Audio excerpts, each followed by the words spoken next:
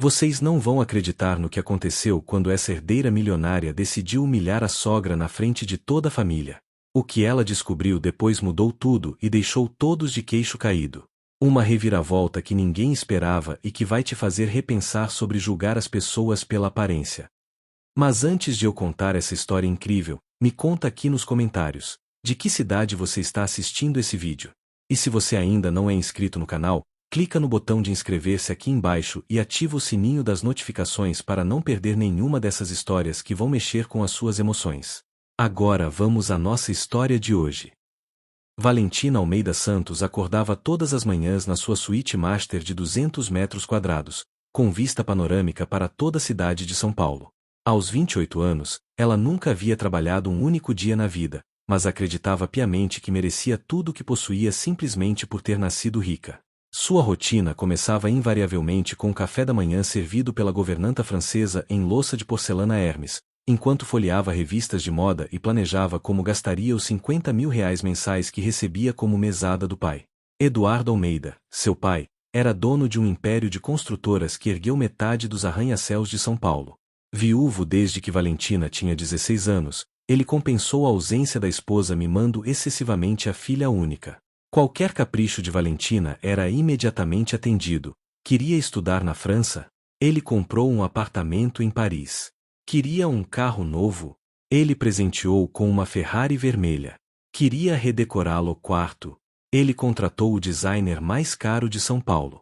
O resultado foi uma jovem adulta completamente desconectada da realidade, que via o mundo através de lentes cor-de-rosa feitas de ouro e diamantes. Criada por babás suíças e educada nos colégios mais elitizados do país, Valentina desenvolveu uma personalidade profundamente classista. Para ela, as pessoas se dividiam em duas categorias bem definidas: os que tinham dinheiro e portanto mereciam respeito e consideração, e os que não tinham e consequentemente eram apenas parte da paisagem urbana, tão irrelevantes quanto postes de luz ou lixeiras. Domésticas, motoristas, seguranças, vendedores, todos eram invisíveis aos seus olhos, existindo apenas para servi-la quando necessário.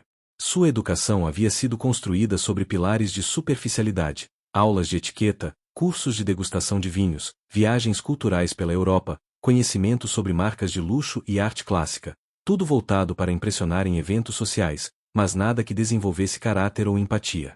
Valentina falava 3 idiomas fluentemente, sabia discutir sobre arte renascentista e podia identificar um vinho francês apenas pelo aroma, mas nunca havia conversado genuinamente com alguém de classe social diferente da sua. Quando conheceu Rafael Montenegro numa festa beneficente no Museu de Arte de São Paulo, ironicamente organizada para arrecadar fundos para crianças em situação de vulnerabilidade, Valentina ficou imediatamente fascinada. Rafael tinha 29 anos, era advogado formado pela USP, vestia-se impecavelmente e possuía o refinamento cultural que ela considerava essencial num homem. Ele citava Machado de Assis, conhecia vinhos argentinos, falava sobre arquitetura barroca e dançava como um príncipe. Era exatamente o tipo de homem que ela sempre imaginou ao seu lado, culto, elegante e aparentemente adequado ao seu padrão social. O que Valentina não sabia, e Rafael cuidadosamente omitia, era que toda aquela sofisticação havia sido conquistada através de muito sacrifício e determinação. Rafael era filho de Dona Conceição Montenegro, uma mulher de 58 anos que trabalhou a vida inteira como doméstica em casas de família para custear a educação do filho único. Cada livro que Rafael leu, cada curso que fez, cada roupa elegante que usava havia sido paga com o suor e a dedicação incansável de uma mãe que acordava às 5 da manhã e voltava para casa às 9 da noite, sonhando apenas em ver o filho alcançar um futuro melhor. Durante os primeiros meses de namoro, Rafael conseguiu manter sua origem em segredo, inventando desculpas criativas para não apresentar a mãe.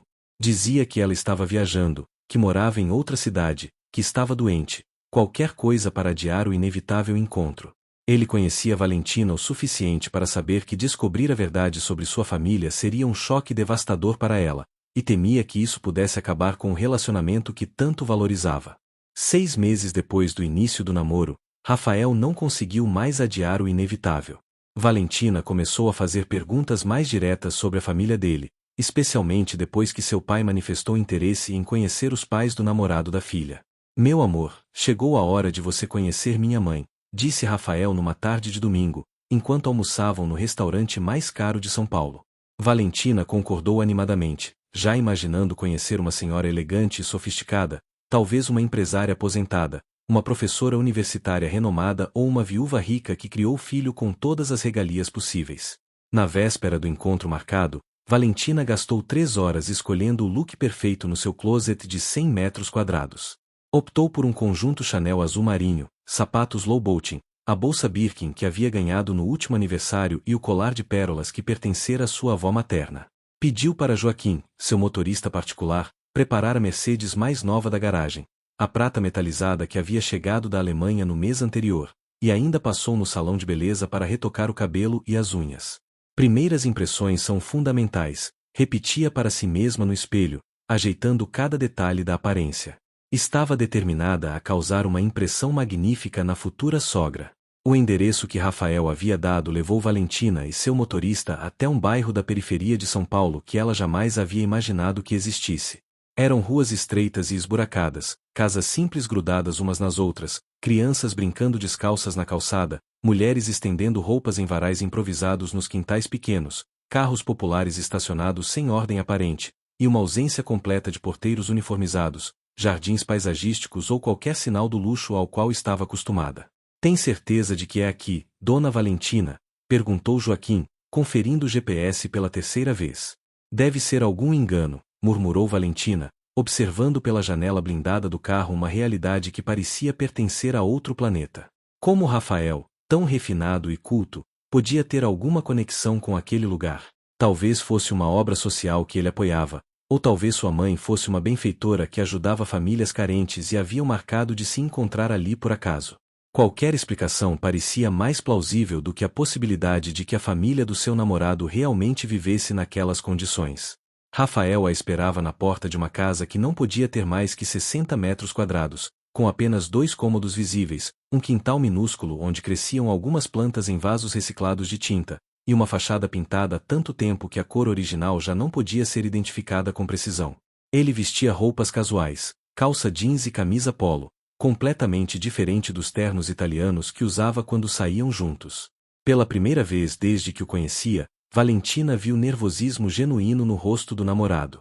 Valentina desceu da Mercedes como se estivesse entrando em território alienígena, segurando a bolsa Hermes com força e pisando cuidadosamente para evitar as pequenas poças d'água que se formaram na calçada após a chuva da manhã anterior.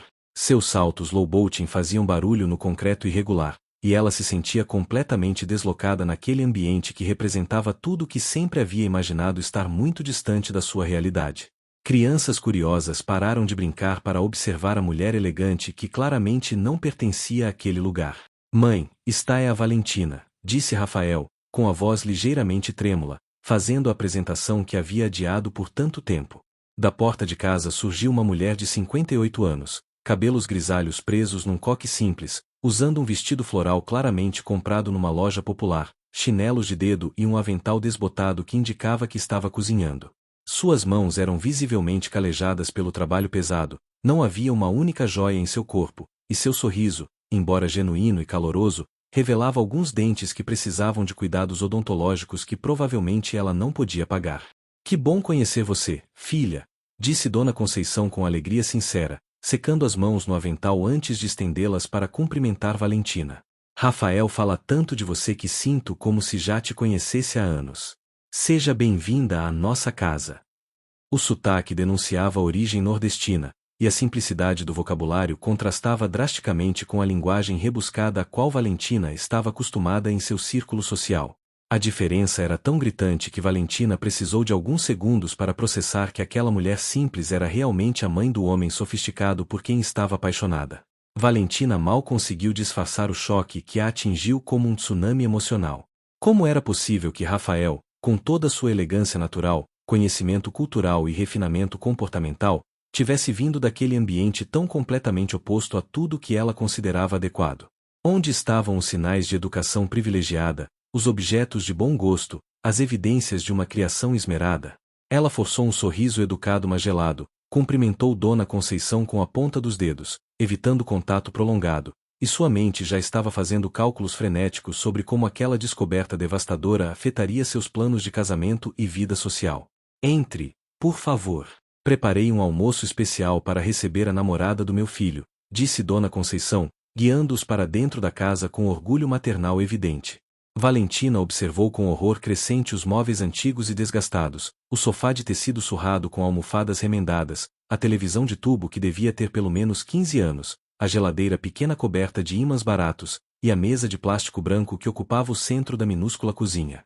O cheiro de comida caseira, temperos populares, fritura e farofa, invadiu suas narinas acostumadas a perfumes franceses e pratos gourmet.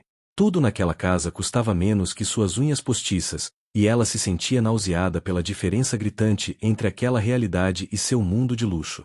Durante o almoço que Dona Conceição havia preparado com tanto carinho, frango assado temperado com ervas do quintal, arroz branco, feijão carioca, farofa de ovos, vinagrete de cebola e tomate, e uma salada simples de alface e cenoura, Valentina mal tocou na comida, alegando estar fazendo uma dieta rigorosa prescrita por seu nutricionista particular.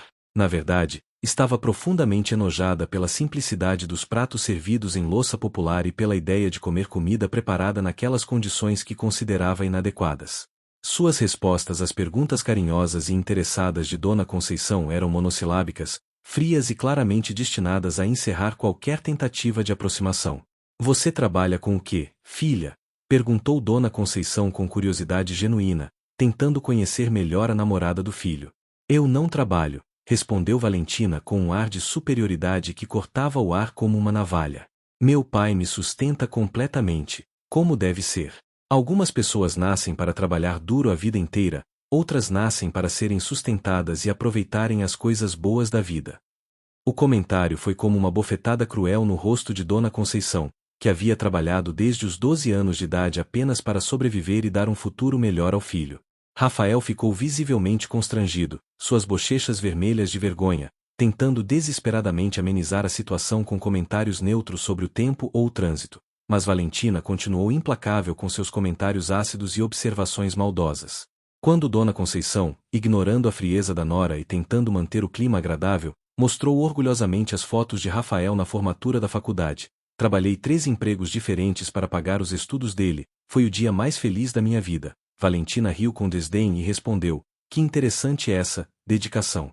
No meu círculo social, os pais costumam pagar Harvard, Stanford ou pelo menos alguma universidade europeia decente para os filhos. Educação de qualidade não deveria ser um sacrifício, mas sim algo natural." 8 meses após aquele almoço desastroso, Rafael pediu Valentina em casamento durante um jantar romântico no restaurante mais caro de São Paulo, oferecendo um anel de diamante de 5 quilates que havia custado o equivalente a 2 anos de salário, pago secretamente com um empréstimo bancário que levaria uma década para quitar. Valentina aceitou imediatamente, já visualizando nos mínimos detalhes a cerimônia dos sonhos que custaria mais do que muitas pessoas ganham numa vida inteira de trabalho. Antes mesmo de chegarem em casa naquela noite, ela já estava telefonando para a organizadora de eventos mais famosa e cara do Brasil. Imediatamente após o pedido, Valentina começou a planejar obsessivamente o que ela chamava de casamento do século, um evento que deveria ser lembrado e comentado por décadas na alta sociedade paulistana. Contratou uma equipe completa de profissionais renomados, organizadora de eventos que cobrava R$100 mil apenas pela consultoria, decoradora que havia trabalhado com celebridades internacionais, chefe francês que já havia cozinhado para a realeza europeia, fotógrafo que documentava casamentos de bilionários ao redor do mundo. O orçamento inicial de R$2 milhões foi rapidamente estourado, mas Eduardo Almeida assinou todos os cheques sem pestanejar, feliz em proporcionar à filha única o casamento dos seus sonhos mais extravagantes. A lista de convidados se tornou o primeiro e mais intenso campo de batalha entre os noivos. Valentina queria convidar exclusivamente a elite absoluta de São Paulo, empresários donos de multinacionais, políticos influentes, celebridades de primeira linha, socialites famosas, herdeiros de fortunas centenárias e pessoas que pudessem agregar valor social significativo ao evento. Quando Rafael sugeriu timidamente incluir alguns parentes distantes, amigos de infância da periferia e colegas de trabalho de origem mais humilde, Valentina foi absolutamente inflexível. "Querido, você precisa entender que precisamos pensar estrategicamente na nossa imagem pública. Esse casamento será fotografado pelas principais revistas sociais do país, sairá nos jornais mais importantes, será comentado por colunistas sociais.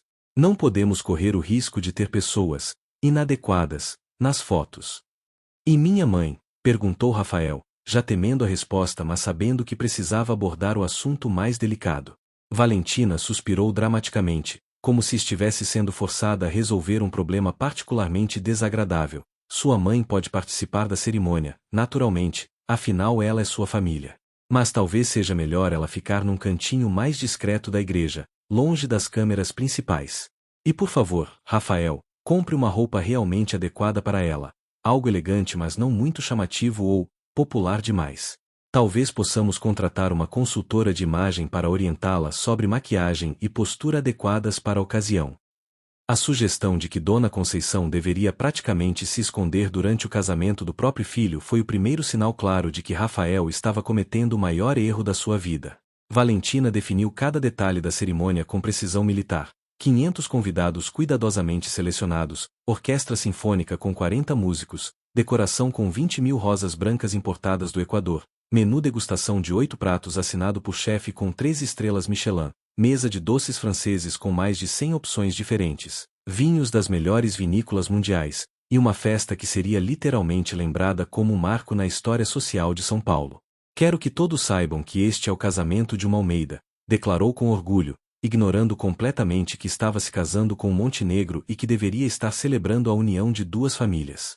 Durante todos os meses de preparativos intensivos, Valentina deixou cada vez mais clara sua intenção deliberada de afastar Rafael definitivamente de suas origens humildes. Sugeriu que ele inventasse uma versão melhorada da história da família, diga que sua mãe é aposentada, mas não especifique de que evitasse completamente qualquer menção à infância na periferia em conversas sociais, que se concentrasse exclusivamente em construir uma nova identidade pública compatível com o sobrenome prestigioso que ganharia, Almeida Santos. Ela chegou ao ponto de sugerir que Rafael fizesse um curso de dicção para eliminar qualquer traço de sotaque popular que pudesse ter restado da infância. O grande dia finalmente chegou numa manhã ensolarada de setembro, com temperatura perfeita e céu completamente azul. Até o clima parecia conspirar para que tudo saísse exatamente como Valentina havia planejado. A Igreja do Rosário, localizada no centro histórico de São Paulo, estava completamente irreconhecível. Tapetes vermelhos importados cobriam todo o caminho da entrada até o altar. Arranjos florais monumentais que custaram mais que carros populares decoravam cada canto. Seguranças discretos mas altamente treinados controlavam rigorosamente a entrada de convidados. Fotógrafos das principais revistas sociais do país posicionavam-se estrategicamente para capturar todos os ângulos, e até repórteres de televisão haviam sido convidados para cobrir o evento que já estava sendo chamado de casamento do ano nos círculos sociais paulistanos. Valentina havia conseguido exatamente o que sempre sonhou: transformar seu casamento num evento que seria manchete nos principais jornais, tema de conversas nos salões mais elegantes da cidade e referência de sofisticação por muitos anos. O vestido Vera Wang, feito sob medida em Nova York e bordado à mão com milhares de pérolas e cristais Swarovski, havia custado mais que um apartamento de classe média, mas o resultado era digno de uma princesa de conto de fadas. Seu penteado, realizado pelo cabeleireiro mais famoso do Brasil, havia levado 4 horas para ficar pronto, e sua maquiagem, assinada por um profissional que já havia trabalhado com atrizes de Hollywood, era absolutamente impecável. Dona Conceição chegou sozinha à igreja, usando um vestido azul marinho simples mas elegante que havia comprado com suas próprias economias numa loja popular do centro da cidade, depois de pesquisar preços durante semanas para encontrar algo que fosse ao mesmo tempo bonito e dentro do seu orçamento apertado. Seus cabelos estavam penteados de forma simples mas cuidadosa, ela usava uma maquiagem discreta feita por ela mesma, e carregava uma bolsa pequena e preta que havia sido emprestada por uma vizinha para a ocasião especial.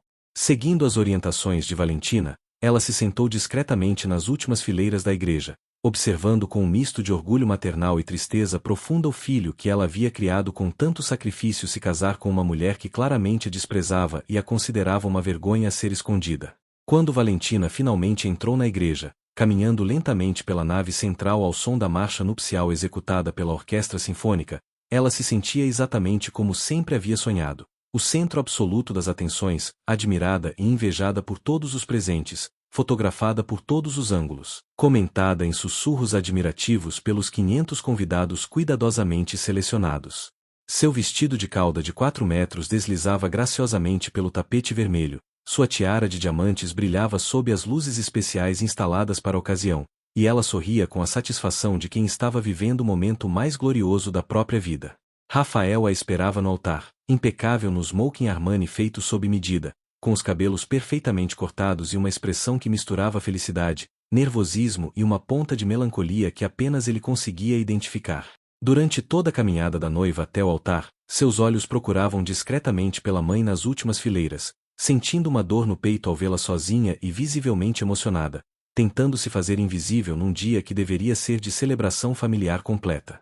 Ele sabia que aquela separação física simbolizava algo muito mais profundo e doloroso, o abismo social que sua futura esposa havia criado entre ele e suas origens. A cerimônia foi esteticamente perfeita em todos os aspectos imagináveis. O padre, claramente instruído sobre o perfil dos noivos e a importância social do evento, conduziu uma liturgia elegante e sofisticada, fazendo um discurso cuidadosamente genérico sobre amor, união e prosperidade, mas evitando cuidadosamente qualquer menção a valores como humildade, simplicidade, generosidade para com os menos favorecidos, ou a importância de honrar as famílias de origem, temas que Valentina havia explicitamente pedido para serem omitidos por considerá-los sentimentalismos excessivos que poderiam constranger os convidados VIPs presentes na cerimônia. A recepção estava em pleno andamento no salão mais luxuoso e exclusivo de São Paulo, com os 500 convidados desfrutando do menu de 8 pratos preparado pelo chefe francês, acompanhado dos vinhos mais caros e raros do mundo. Valentina circulava entre as mesas como uma rainha em seu palácio, recebendo cumprimentos efusivos, posando para centenas de fotografias, concedendo entrevistas rápidas para colunistas sociais e sentindo-se absolutamente triunfante. Cada detalhe estava saindo exatamente como havia planejado. As conversas animadas entre empresários influentes, as risadas elegantes das socialites, os flashes constantes dos fotógrafos profissionais, e a certeza absoluta de que aquele evento seria lembrado como o casamento mais espetacular da década. Foi durante esse momento de glória absoluta que Valentina percebeu um movimento estranho e inesperado perto da mesa principal. Um homem elegante de aproximadamente 70 anos, vestindo um smoking impecável e ostentando um relógio que ela imediatamente reconheceu como sendo um Patek Philippe de edição limitada, algo que custava mais que carros de luxo, conversava animadamente com Dona Conceição. O que mais a intrigou foi a expressão do homem. Ele parecia genuinamente emocionado, segurando as mãos da sogra com carinho e falando com uma intensidade emocional que contrastava completamente com o ambiente sofisticado e contido da festa. Rafael, quem é aquele homem falando com sua mãe? Perguntou a Rafael, ligeiramente irritada por ver a sogra conversando intimamente com alguém que claramente pertencia ao círculo dos convidados mais importantes, sem que ela tivesse autorizado ou supervisionado aquela interação. Rafael olhou na direção indicada e seu rosto imediatamente empalideceu, como se tivesse visto um fantasma. É o Dr. Fernando Castilho. Ele é um dos empresários mais ricos e respeitados do Brasil, dono de uma das maiores construtoras do país. Mas não faço ideia de por que está falando com minha mãe, nem como eles se conhecem. Valentina observou com crescente inquietação enquanto Dr. Castilho e Dona Conceição conversavam com uma intimidade e emoção que pareciam completamente fora de contexto. O empresário, que ela sabia ser bilionário, influente politicamente e conhecido por sua seriedade em eventos sociais, estava visivelmente emocionado, com lágrimas nos olhos, abraçando carinhosamente a mulher que Valentina havia passado meses tentando esconder e marginalizar. De repente, Dr. Castilho sinalizou para o cerimonial da festa e pediu um microfone, e Valentina sentiu um frio gelado percorrer sua espinha. O que aquele homem poderoso poderia querer dizer publicamente numa festa que ela havia planejado nos mínimos detalhes? Senhoras e senhores, peço desculpas por interromper esta festa maravilhosa e elegante, mas preciso compartilhar com todos vocês algo muito especial e emocionante que acabei de descobrir, disse Dr. Castilho, sua voz grave e respeitada ecoando pelo salão através do sistema de som profissional. O salão inteiro ficou em silêncio absoluto instantaneamente, com todos os 500 convidados, empresários, políticos, celebridades, socialites, voltando sua atenção completa para o empresário. Valentina sentia o coração disparando descontroladamente, sem conseguir imaginar aonde aquela situação inesperada e potencialmente desastrosa poderia levar. Há exatamente 40 anos, continuou Dr. Castilho, com a voz embargada pela emoção, quando eu era apenas um jovem empresário de 28 anos tentando construir minha primeira empresa, passei por dificuldades financeiras absolutamente terríveis. Havia investido tudo o que tinha num projeto que deu errado, estava à beira da falência completa, devia para bancos, fornecedores e funcionários, e não sabia como alimentar minha esposa e meus 2 filhos pequenos. Estava literalmente desesperado, sem saber onde buscar ajuda ou como recomeçar minha vida. Dr. Castilho fez uma pausa dramática, olhando diretamente para Dona Conceição, que estava visivelmente surpresa e emocionada pela atenção inesperada. Foi exatamente nesse momento mais desesperador da minha vida, prosseguiu o empresário, que uma jovem de apenas 18 anos, que trabalhava como doméstica na casa dos meus vizinhos e mal me conhecia, descobriu minha situação através de conversas que ouviu entre as patroas. Esta jovem, que ganhava um salário mínimo e criava um filho pequeno sozinha, sem pai, sem família, sem qualquer apoio, tomou uma decisão que mudou completamente o rumo da minha existência. O salão estava tão silencioso que se podia ouvir cada respiração, e Valentina começou a sentir uma sensação terrível de pressentimento, como se estivesse prestes a presenciar o desmoronamento de tudo o que havia construído. Esta jovem extraordinária, continuou o Dr. Castilho com lágrimas escorrendo livremente pelo rosto, veio até minha casa numa tarde de domingo, bateu na minha porta, e me disse uma frase que nunca esqueci: Seu Fernando, ouvi dizer que o senhor está passando dificuldades. Não posso ver uma família com crianças passando necessidade. E então fez algo que eu considero até hoje o gesto mais nobre e generoso que já presenciei em toda a minha vida. Ela me entregou um envelope com todas as economias dela. Eram apenas R$ 1.000, mas representavam 6 meses de trabalho árduo, de acordar às 5 da manhã, de limpar casas alheias, de cuidar de filhos dos outros enquanto o próprio filho ficava sozinho. Um murmúrio de admiração e surpresa percorreu todo o salão. Os 500 convidados, acostumados a histórias de luxo, investimentos milionários e sucessos empresariais, estavam visivelmente emocionados com aquela narrativa de generosidade pura e sacrifício pessoal. Valentina sentia como se o chão estivesse literalmente desabando sob seus pés de salto low-bolting. A simples doméstica que ela havia passado meses desprezando, humilhando e tentando esconder havia salvado financeiramente um dos homens mais ricos e respeitados do país? Como isso era sequer possível? Como ela não sabia dessa história?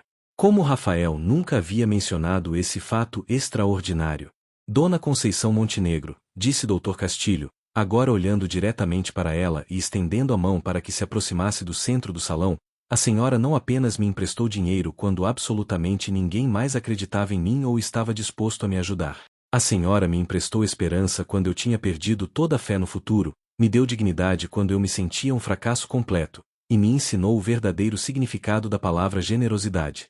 Por causa da sua bondade inexplicável para com um estranho em dificuldades, consegui não apenas quitar todas as minhas dívidas, mas reconstruir completamente minha empresa. Dona Conceição, visivelmente constrangida pela atenção pública e tentando se esconder entre os convidados, foi gentilmente conduzida por Dr. Castilho para o centro do salão, onde todos podiam vê-la. Estava claramente emocionada e surpresa, sem entender completamente por que aquela história antiga estava sendo contada publicamente no casamento do seu filho. Durante 40 anos, continuou Dr. Castilho, multipliquei por 1.000 aqueles R$ 1.000 que a senhora me emprestou. Não como cobrança ou dívida, mas como resultado direto da sua generosidade. Minha empresa hoje emprega mais de 50.000 pessoas, construiu centenas de edifícios, e tudo isso começou com a bondade de uma mulher que mal me conhecia mas não suportava ver uma família passando dificuldades. Valentina observava a cena como se fosse um pesadelo surreal do qual não conseguia despertar. Todos os 500 convidados, a elite absoluta da sociedade que ela tanto venerava e queria impressionar, estavam de pé, aplaudindo calorosamente e com lágrimas nos olhos a mulher simples que ela havia tentado sistematicamente esconder numa mesa distante e marginalizar durante toda a festa. A sogra humilde que ela considerava uma vergonha social estava recebendo mais admiração, respeito e reconhecimento genuínos do que ela própria havia recebido em toda sua vida de privilégios e ostentação. Dona Conceição, disse Dr. Castilho, retirando solenemente um envelope dourado do bolso interno do smoking, durante todos esses anos, procurei desesperadamente pela mulher extraordinária que salvou minha família. Sabia apenas que se chamava Conceição, que tinha um filho chamado Rafael, e que morava na zona leste de São Paulo. Contratei detetives, publiquei anúncios em jornais, perguntei para centenas de pessoas, mas nunca consegui encontrá-la. Hoje, por uma coincidência que só pode ser divina, descobri que a mãe do noivo é exatamente a pessoa que transformou minha vida e me ensinou que riqueza de verdade não está no que temos, mas no que estamos dispostos a dar. O salão inteiro estava em silêncio absoluto, com todos os presentes completamente absortos naquela revelação extraordinária que estava transformando o casamento mais elegante do ano numa lição de vida sobre verdadeiros valores humanos. Valentina sentia-se fisicamente doente, com náuseas e tonturas, percebendo que havia passado meses inteiros humilhando sistematicamente uma mulher cujo valor moral era infinitamente superior ao seu próprio e ao de todos os convidados milionários presentes na festa. Quero devolver o que a senhora me emprestou, continuou Dr. Castilho, corrigido não apenas pela inflação dos 40 anos, mas principalmente pela gratidão infinita e imensurável que tenho por sua bondade inexplicável. Aqui está um cheque de 10 milhões de reais, mas mais importante que qualquer quantia em dinheiro, quero oferecer à senhora a direção da minha nova fundação de microcrédito para mulheres empreendedoras de baixa renda. A senhora será responsável por replicar para milhares de pessoas a generosidade que demonstrou comigo há 4 décadas. O salão literalmente explodiu em aplausos ensurdecedores. Empresários bilionários, políticos influentes, socialites famosas, celebridades de primeira linha, todos estavam de pé, aplaudindo com lágrimas nos olhos uma mulher simples que havia trabalhado a vida inteira como doméstica mas possuía uma riqueza de caráter que o dinheiro jamais poderia comprar. Valentina estava completamente pálida, tremendo incontrolavelmente, percebendo a dimensão catastrófica do erro que havia cometido ao julgar e desprezar alguém baseando-se apenas em aparências superficiais e preconceitos classistas. Dr. Castilho concluiu seu discurso com palavras que ecoariam na mente de Valentina pelos próximos anos. Dona Conceição me ensinou a lição mais valiosa da minha vida, que grandeza de espírito não tem nada a ver com conta bancária, que generosidade verdadeira nasce do coração e não do bolso, e que algumas pessoas nascem ricas em dinheiro, mas muito poucas nascem ricas em caráter. A senhora me deu tudo o que tinha quando eu era um completo estranho em dificuldades extremas. Isso se chama nobreza de alma, algo que universidade alguma ensina e que herança familiar alguma pode transmitir. Os aplausos continuaram por longos minutos, e quando finalmente cessaram, o silêncio que se seguiu foi carregado de emoção e reflexão profunda. Nos dias que se seguiram àquele casamento transformador, Valentina se trancou em seu quarto na mansão de Alphaville, recusando-se terminantemente a falar com qualquer pessoa, mesmo com Rafael, que tentava desesperadamente iniciar uma conversa sobre os eventos devastadores da recepção. A humilhação pública havia sido absolutamente esmagadora, mas mais doloroso que a vergonha era a consciência crescente de que havia passado meses inteiros desprezando sistematicamente uma mulher extraordinária, cujo valor moral e grandeza de espírito eram infinitamente superiores aos seus próprios. Pela primeira vez na vida, Valentina foi forçada a confrontar a realidade de que seus valores estavam completamente invertidos e que havia se comportado de forma cruel e preconceituosa. As revistas sociais que ela tanto queria impressionar e que esperava que publicassem matérias elogiosas sobre seu vestido caro, decoração luxuosa e lista de convidados VIPs, publicaram reportagens comoventes sobre a sogra humilde que emocionou a alta sociedade paulistana e a verdadeira riqueza da família Montenegro. As fotografias mais reproduzidas não mostravam Valentina em seu vestido de $50 mil, mas sim Dona Conceição sendo cumprimentada respeitosamente pelos empresários mais importantes do Brasil, cercada de admiração genuína e reconhecimento por sua grandeza de caráter. Rafael, inicialmente dividido entre o desejo de apoiar a esposa em seu momento de fragilidade e a necessidade urgente de defender a mãe que havia sido sistematicamente maltratada, finalmente tomou uma decisão definitiva após 3 semanas de silêncio constrangedor.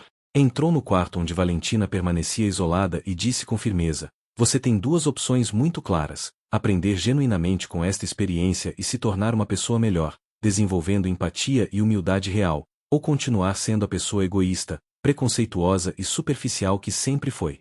Mas saiba que eu não vou mais aceitar ou tolerar que desrespeite, humilhe ou maltrate minha mãe de forma alguma. Ela merece pedido de desculpa sincero e mudança real de comportamento." Por 3 semanas inteiras, Valentina permaneceu em conflito interno profundo e doloroso.